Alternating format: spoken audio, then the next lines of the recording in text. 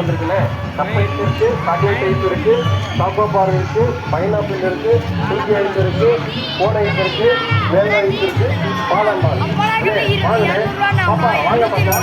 Ice ice ice ice பாப்பா வாங்க பாப்பா. Ice ice ice ice.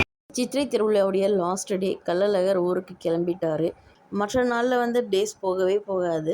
Kallazhagar வந்த நாள்லேருந்து இன்றைக்கி வரைக்குமே டேஸ் ரொம்ப ஃபாஸ்ட்டாக போகும். ஊரில் இருந்த வரைக்கும் சித்திரை திருவிழாவை ஒரு வருஷம் கூட மிஸ் பண்ணதே இல்லை.